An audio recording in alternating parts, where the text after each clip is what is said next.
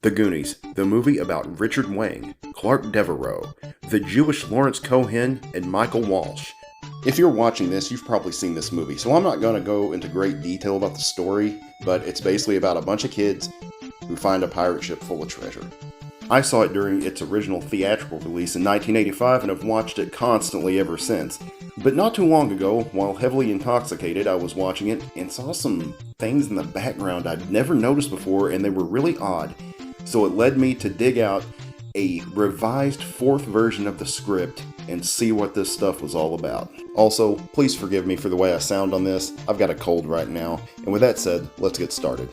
The first of the oddities I discovered is when the Goonies are in the basement. It always just looked like a trash basement to me, but I started paying attention to what was actually down there. Now, we know it's a restaurant, but take a close look. There's a stove down here, a mirror. It looks like a living space of some sort. Now, take a look at this. Here we have some kind of table or workbench. And then now we've got over here in the corner, it looks like stacks of copying paper and the cabinets in the back. It's just a really odd basement to me, especially for a restaurant. Here's some extra shots of the basement just so you can take another look.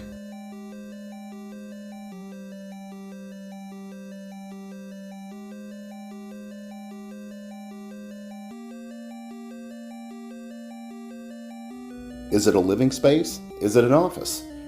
Let's see what the script has to say. According to this, it's a kitchen in the basement. I still think it's pretty weird, and to me it looked like there was a kitchen area in the upstairs, but what do I know? I've always read that in this scene they're crossing the mast of the ship, but I've never known for sure. And what are these white things coming up out of the water? It looks like a dinosaur's ribcage or something. Let's take a look at the script.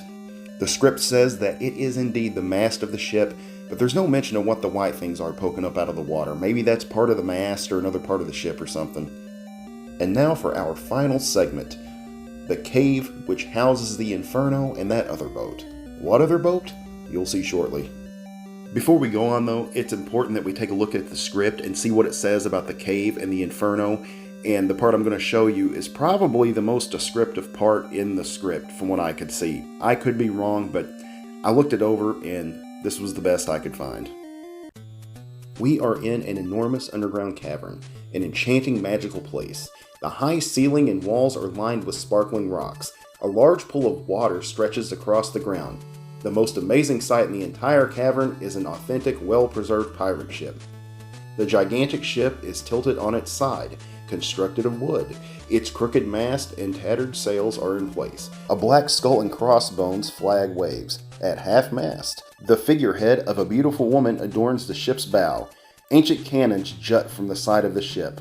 Half of the ship is buried into the cavern wall, the result of a cave-in. Hundreds of years ago. God, this is written weird.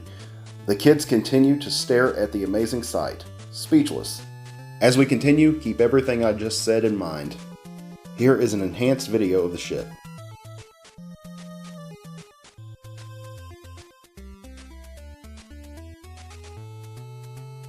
As you can see, there is a flag at half-mast. I really can't tell if that's a skull and crossbones though. Here's the lady figurehead, but she's not attached to the ship like the script says. Here is the broken mast of the ship. Now remember, we just watched them walk across the other part of it. But if it was destroyed during the cave-in, wouldn't it have been on the outside of the cave wall? Perhaps it was broken some other way. I don't know if we will ever know. Are those letters or a drawing on the cave wall? It sort of looks like it to me. I'm not saying it is, but I can almost make out a letter Y and some other things. Here's a nice shot of the cave.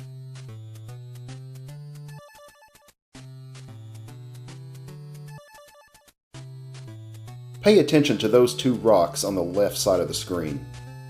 We can see here that the ship is indeed tilted to one side like the script says. Thanks to this angle, we can most definitely see that half of the ship is not buried in one of the cave walls. Wait a minute, what's this? It looks like another boat.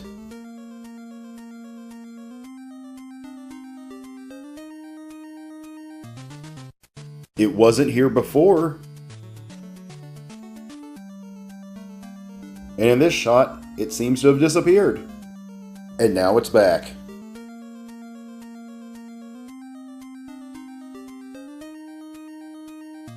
This is the best still shot I could get of it. Pay attention to the barrel on the boat. There's Brand grabbing the boat. It appears the barrel has changed positions. And wait, it does it again. Where did this boat come from? I'm assuming it was a spare on the Inferno, but who knows? And why does it mysteriously appear and disappear?